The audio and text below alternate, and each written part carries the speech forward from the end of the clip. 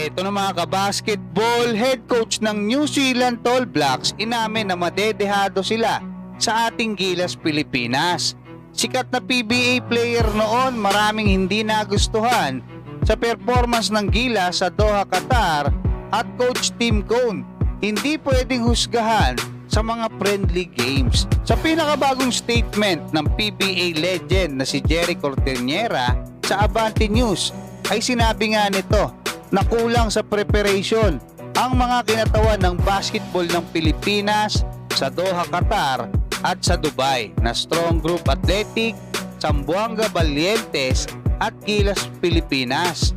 Pinuna din ito yung quickness, agility at speed ng mga players at maging yung depensa sa transition at yung sa mga pick and roll mga kabasketball.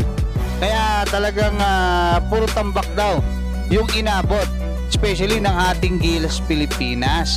Nakakabahala na daw yung sinapit ng mga Pinoy bowlers na lumahok dyan nga sa mga naturang tournament na sinabihan pa niya na walang effort pagdating sa laban. Medyo mabigat itong naging statement ni Jerry Corteñera mga kabasketball, pero para sa akin nag-effort naman yung mga players natin, no? Hindi lang sa Gilas Pilipinas, maging sa Strong Group, maging dyan nga sa Zamboanga Valientes.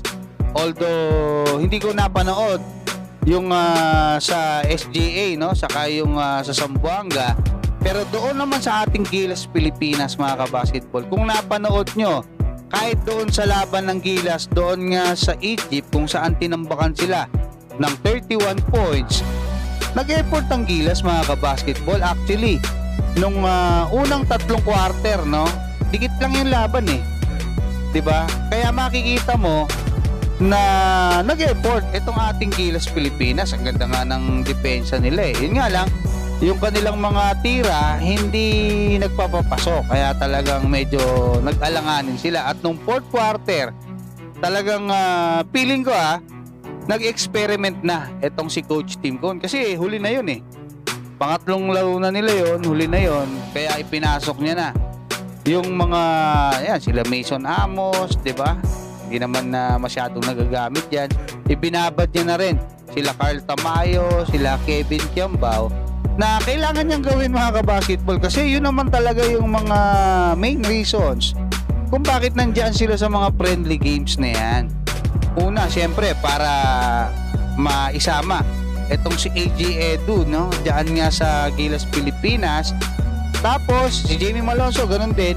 Tapos yung mga young players natin ma-develop ng gusto. Ayun naman, dito nga sa naging interview sa head coach ng New Zealand All Blacks na si Jude Flavel, ay sinabi nga nito na magkapareho lang daw ang New Zealand All Blacks at ang ating Gilas Pilipinas na bumubuo ng magandang chemistry at cohesion. Actually, sinabi niya no, na dikit lang din naman daw yung naging huling laban nila doon sa ating national team dito sa Pilipinas, pero hindi na raw mauulit yun dahil siyempre marami nang nagbago at ngayon wala pa si Kai Soto, home court pa nila, so talagang may advantage sila pagdating sa laro, no? Pero inamin niya mga kabasketball na madedehado sila pagdating sa supporters ng mga manonood sa laban dahil alam niya na napakaraming mga Pinoy basketball fans ang paniguradong dadagsa sa sarili nilang home court diyan nga sa New Zealand at inaasahan niya na mangyayari talaga yan. So hanggang dyan lang muna mga kabasketball. Ano masasabi nyo? Maraming salamat at God bless sa inyong lahat.